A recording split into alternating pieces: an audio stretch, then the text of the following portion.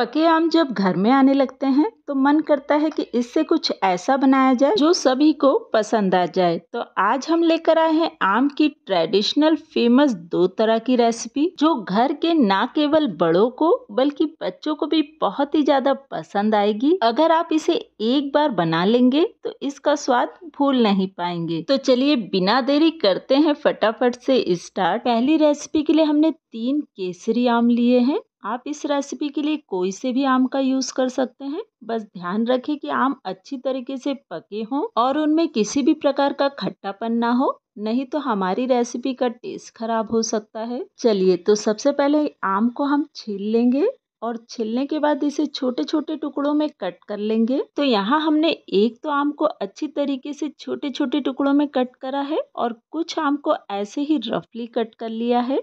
जो हमने ये रफली आम कट करे हैं ना, इन्हें हम ग्राइंड करने वाले हैं और ये जो छोटे टुकड़ों में कटे आम है ना, इसे हम रख देंगे। इसका यूज हम रेसिपी में आगे करेंगे। तो अब इस आम को हमें ग्राइंड करना है, लेकिन ग्राइंड करते समय इसमें हमें पानी, दूध, चीनी किसी भी चीज का इस्तेमाल नहीं करना है। बस यहाँ हम आम के पल्प को ही ग्राइंड करके ले लेंगे। तो यहाँ 2 बैचेस में मैंने आम के पल्प को ग्राइंड कर लिया है। चलिए इसे रखेंगे हम साइड में। अब एक बाउल में हम लेंगे 2 कप गेहूं का आटा। कई लोग इसे मैदे में या गेहूं का आटा और मैदे को मिक्स करके बनाते हैं, लेकिन आज इसे हम सिर्फ गेहूं के आटे में ही बनाकर तैयार करेंगे। अब इसमें हम डालेंगे 1 पिंच नमक, साथ ही डालेंगे 1/4 कप आम के पल्प को जिसे हमने पहले तैयार करा था। तो मैं आपको फिर से याद दिला दूं कि इस आम के पल्प में हमने दूध, पानी या चीनी किसी का भी इस्तेमाल नहीं करा था। इसे हम अच्छी तरीके से आटे में पहले मिक्स कर लेंगे। चलिए तो आम के पल्प को अच्छी तरीके से आटे में मिक्स करने के बाद हमने जिस कटोरी में आम का रस लिया था ना, उसी में लगभग 2 बड़े चम्मच पानी डालकर उसे आटे में डाल देते हैं और यहाँ बहुत ही सॉफ्ट डो लगाकर हमें तैयार करना है। अगर आपको पानी लगता है तो आप 2 से 3 बड़े चम्मच पानी का इस्तेमाल कर सकते हैं। चलिए तो मोयम के लिए अब इसमें हम डालेंगे आधा चम्मच घी और इसे भी डो में अच्छी तरीके से मिक्स कर लेना है। यहाँ डो को हम 5 मिनट तक अच्छी तरीके से नीट कर लेंगे, जिससे कि हमारी रेसिपी बहुत ही अच्छी बनकर तैयार होती है। डो लगाते समय ही जब इसमें हम आम का पल्प डाल देते हैं तो उससे एक तो हमारी रेसिपी को बहुत ही अच्छा कलर मिलता है, साथ में ही इसमें आम का बहुत ही अच्छा फ्लेवर भी आ जाता है। इस रेसिपी के लिए आपको डो बहुत ही ज्यादा सॉफ्ट लगाना है, जिससे कि हमारी रेसिपी बहुत ही अच्छी बनकर तैयार होती है। चलिए तो डो को अब हम गीले कपड़े से कवर करके 20 से 25 मिनट के लिए छोड़ देंगे, जिससे कि इस डो में बहुत ही अच्छी लचक आ जाएगी। डो को अभी रखते हैं हम रेस्ट के लिए। और इधर दूसरी तरफ चने की दाल को धुलकर 1 से 1.5 घंटे के लिए भिगो दिया था। यहाँ पर मैंने 1.5 कटोरी दाल को लिया था। आप इसके लिए कोई भी कटोरी या कप सेट कर सकते हैं, क्योंकि चने की दाल को गलने में टाइम लगता है, इसीलिए इसे भिगो लिया था। अगर आपके पास समय कम है तो आप इसे डायरेक्ट प्रेशर कुक कर सकते हैं। तो दाल को हमने कुकर में ट्रांसफर कर लिया है और इसमें हम लगभग आधा कप के बराबर पानी डालेंगे। आप इसे उंगली से भी मेजर कर सकते हैं कि यहाँ पर हमने दाल से बस आधा इंच ऊपर पानी डाला है। साथ ही डालेंगे आधा चम्मच घी। अब हम क्या करेंगे कि कुकर का ढक्कन लगाकर इसे गैस पर चढ़ा देंगे और इसमें 4 से 5 सीटी लगवा लेंगे, जिससे कि दाल हमारी पूरी तरीके से गल जाए। जब कुकर का प्रेशर खुद से ही निकल जाता है उस समय कुकर का हम ढक्कन खोल लेते हैं। दाल हमारी पूरी तरीके से पक चुकी है, तो इसे हम पोटैटो मैशर से अच्छी तरीके से मैश कर लेंगे। अगर आपके पास पोटैटो मैशर नहीं है तो आप किसी ग्लास या लोटे के बैक साइड से भी इसे मैश कर सकते हैं। और हाँ फ्रेंड्स, मैं आप सभी को याद दिला दूं कि अगर आपको हमारी रेसिपी अच्छी लग रही है तो इसे एक छोटा सा लाइक जरूर करें।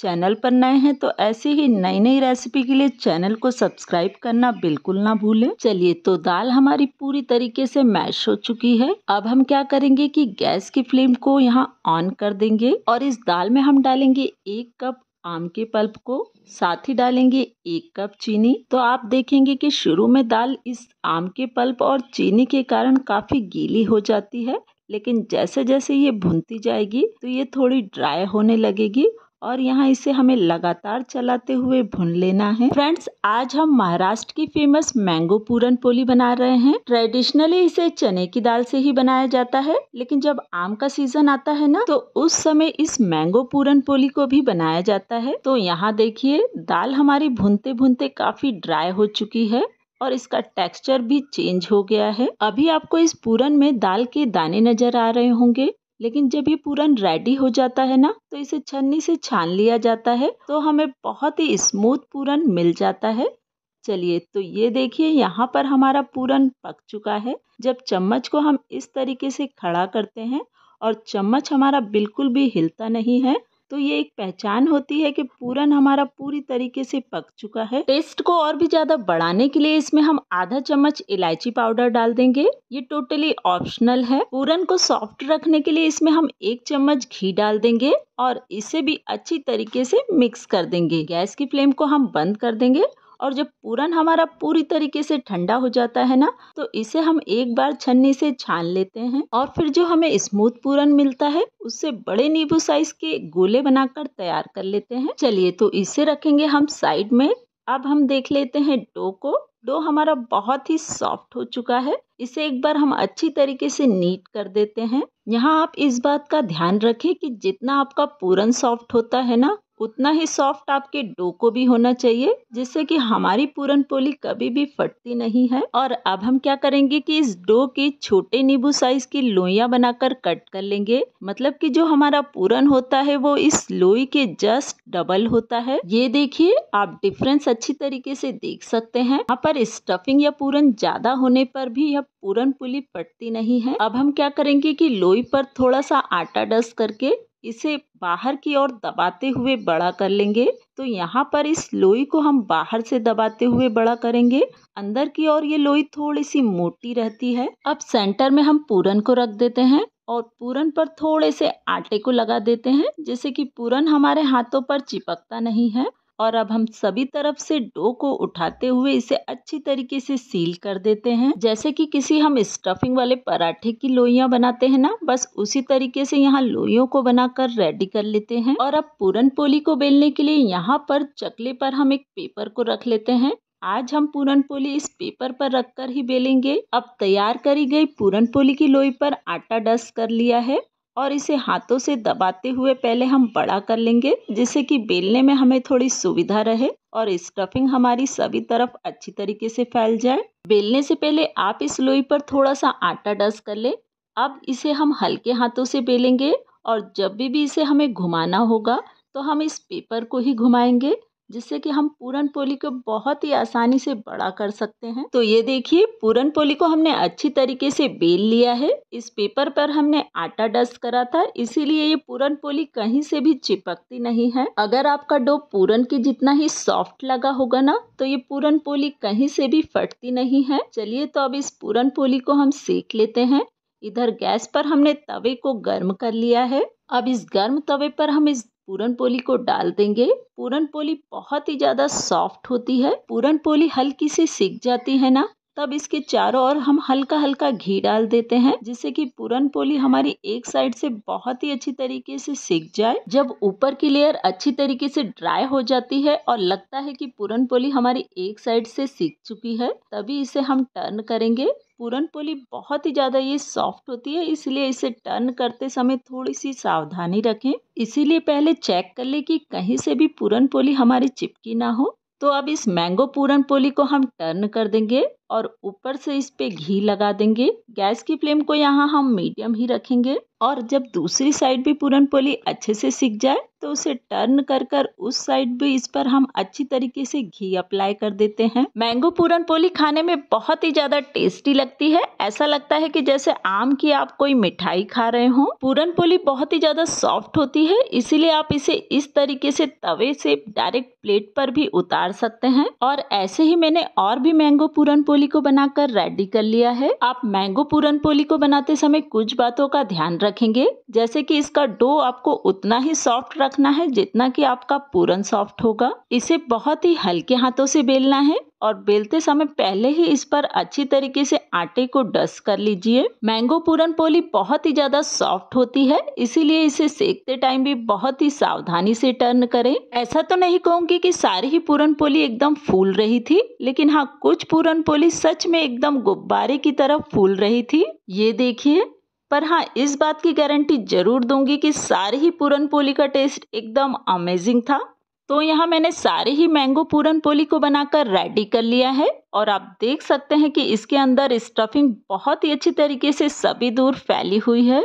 इस पूरन पोली में आपको मैंगो का एकदम भर भर के स्वाद मिल जाता है और मैंगो पूरन पोली बहुत ही ज्यादा सॉफ्ट बनकर तैयार होती है, ये देखिए। एक बार इस रेसिपी को जरूर ट्राई करें। चलिए अब हम देख लेते हैं हमारी दूसरी रेसिपी को। इसके लिए बड़े ग्राइंडर जार में हमने एक मैंगो को छील कर छोटे छोटे टुकड़ों में कट करके डाल देंगे।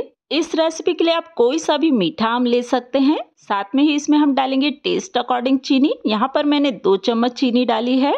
अब इसमें हम डालेंगे आधा कप दूध। लास्ट में हमें डालना है 1 स्कूप वेनिला आइसक्रीम और इसे हम अच्छी तरीके से ग्राइंड कर लेंगे। चलिए, तो इसे हमने ग्राइंड करके ले लिया है। अब इसे सर्व करने के लिए सबसे पहले लेंगे हम एक सर्विंग ग्लास। इसमें हम डालेंगे छोटे छोटे पीसेस में कटे हुए आम को, जो हमने स्टार्टिंग में ही कट करके रख लिए थे। साथ ही डालेंगे कुछ कटे हुए ड्राई फ्रूट और टूटी फ्रूटी को। यहाँ ड्राई फ्रूट आप अपनी पसंद अनुसार ले सकते हैं। अब इसमें हम डालेंगे तैयार किए गए मैंगो शेक को। अब इस पर डालेंगे 1 स्कूप वेनिला आइसक्रीम को। साथ ही इस पर फिर से लेयर बनाएंगे कटे हुए ड्राई फ्रूट, टूटी फ्रूटी और कटे हुए आम की। अब इसके ऊपर फिर से हमें उस मैंगो शेक को डाल देना है। चलिए, तो लास्ट में आप टॉपिंग करेंगे फिर से इस पर 1 स्कूप वेनिला आइसक्रीम की, कटे हुए ड्राई फ्रूट, टूटी फ्रूटी और कटा हुआ आम। तो ये आपकी पुणे की फेमस बहुत ही टेस्टी मैंगो मस्तानी है रेडी। इसमें जो हम आइसक्रीम और ड्राई फ्रूट की लेयर बनाते हैं ना, उससे इसका टेस्ट बहुत ही ज्यादा सुपर्ब आता है। तो रेसिपी को एक बार जरूर ट्राई करें। तो फ्रेंड्स, दोनों रेसिपीज में से सबसे ज्यादा अच्छी कौन सी लगी कमेंट में जरूर बताइएगा और मैं ऐसे ही मैंगो की इंटरेस्टिंग रेसिपीज की लिंक डिस्क्रिप्शन में दे दूंगी, आप उसे वहां से देख सकते हैं। चलिए, तो मिलते हैं किसी और वीडियो में नई रेसिपी के साथ। तब तक अपना ख्याल रखें। Bye bye.